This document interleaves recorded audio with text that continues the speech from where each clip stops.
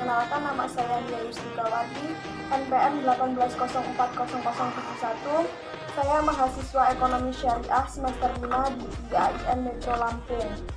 Baik, di sini saya mendapatkan amanah dari Ibu Sumarroh selaku dosen pengampu mata kuliah Manajemen Keuangan Syariah untuk melakukan observasi UMKM di lingkungan sekitar. Di sini saya sudah bersama narasumber saya, yaitu Bapak Bagiono. Silakan Pak memperkenalkan diri. Ya, nama saya Bagiono dari Pulau Barat, tepatnya di Gunung Jakarta Kalimantan. Sejak kapan Bapak melakukan usaha tempe tersebut, Pak? Dari tahun 2015 sampai sekarang masih berjalan normal. Segmentasi pasar yang Bapak pilih itu seperti apa, Pak? Untuk itu harga yang paling rendah dan paling diminati masyarakat, harga dari 1.000, 2.000 dan 3.000. Untuk kualitas tempe dibuat dengan sangat baik supaya tempe bertahan lama dan bisa enak rasanya. Untuk pemasaran saya lakukan keliling dan di rumah, karena untuk di rumah masyarakat juga sudah banyak yang sudah tahu tentang pembuatan tempe dari saya. Lalu sumber pendanaan usaha Bapak itu dari mana, Pak? Dari sumber pendanaan kita menggunakan dana sendiri, dan dari hasil itu dapat keuntungan kita tambah dan kita tambahkan untuk modal lagi. Selanjutnya pengelolaan keuangan yang telah Bapak lakukan itu seperti apa, Pak? Untuk pengelolaan dana itu kita tidak perinci, karena dari hasil kita membuat tempe dari 5 kilo, misalnya kita untung 3 kilo, itu kita gunakan lagi separuh buat modal dan separuh lagi buat kebutuhan rumah tangga. Laporan keuangan yang seperti apa yang sudah Bapak lakukan? Untuk masalah laporan usaha ini masih belum terpikirkan, karena usaha kita masih kecil dan masih merintis, jadi untuk peluang laporan itu masih kecil kemungkinan dibuat. Sementara kita masih terbentur untuk modal. Jadi Bapak belum melakukan laporan apa-apa ya, Pak? Belum. Masih di angan-angan itu masih. Ya. Jadi Bapak melihatnya bahwa itu keuntungan atau rugi itu bagaimana, Pak? Untuk keuntungan dan kerugian itu biasanya dari pembuatan tempe, misalnya 5 kilo kita dapat untung kurang lebih 3 kilo, itu yang mungkin kita semangat untuk pembuatan tempe. Untuk mengetahui ruginya? Untuk mengetahui ruginya kita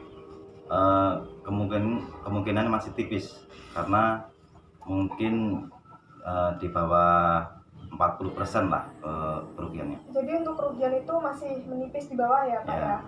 Yang sering terjadi adalah keuntungannya ya. Ya. Lalu kalau mengalami kerugian itu pun kerugiannya tuh tidak pernah sampai di bawah, atau kerugiannya itu sangat-sangat drastis sehingga modal awal itu kembali itu pernah atau tidak, Pak?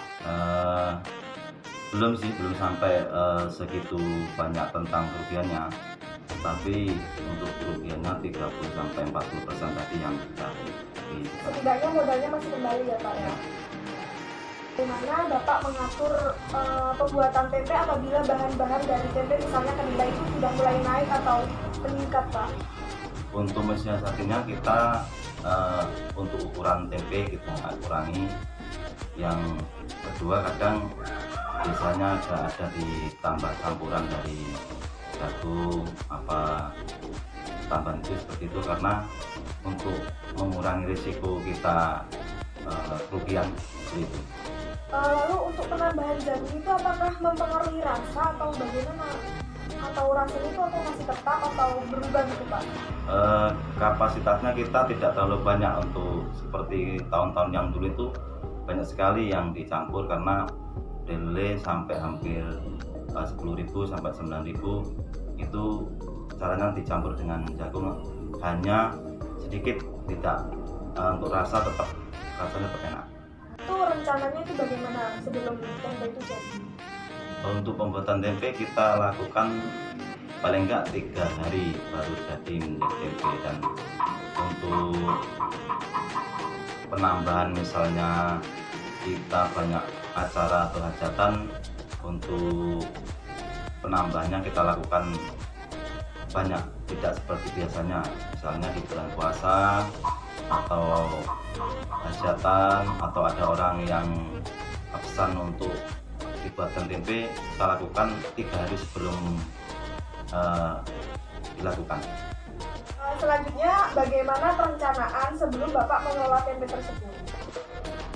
Untuk 3 hari sebelum jadi kita lakukan pengecekan di lapangan apakah terjadi penambahan atau terjadi penurunan untuk daya beli masyarakat. Karena untuk situasi itu kita harus pelajari, karena usaha kecil ini kalau tidak kita pelajari, modal kita sedikit, menipis, karena modal pribadi. Jadi sebelum melakukan pembuatan itu Bapak harus lihat situasi tersebut ya Pak ya? Ya, ya.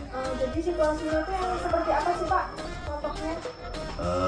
Misalnya kita ada acara hajatan, misalnya ada di bulan puasa.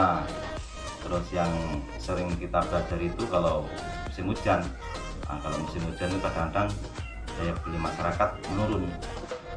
Nah, kalau misalnya menurun itu Bapak membuatnya, jadi kan untuk hujan itu kan tidak diketahui ya Pak kapan. Ya. Nah, kalau misalnya dadakan itu gimana Bapak mengatasinya? Untuk kalau terjadi hujan itu biasanya kita lakukan penintipan di warung-warung, untuk menghindari risiko terjadinya kerugian. Setelah Bapak melakukan perencanaan tersebut, apa yang Bapak lakukan? Untuk kegiatan pertama ialah kita lakukan untuk belanja di pasar. Biasanya belanja dari 15, 25, kalau kita punya modal sampai 50 kilo lah. Untuk kegiatan pembuatannya kita lakukan 3 hari, dari perapian, dari pengepakan, semuanya dilakukan dengan keluarga kita sendiri, karena masih usaha mikro menengah. Tapi Bapak sudah mempunyai angan-angan untuk mempunyai karyawan atau tidak Pak?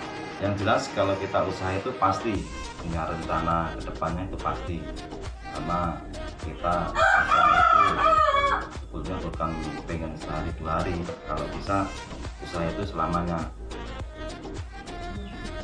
Baik, terima kasih atas waktu dan penjelasan Bapak. Saya akhiri. Wassalamualaikum warahmatullahi wabarakatuh. Waalaikumsalam warahmatullahi wabarakatuh.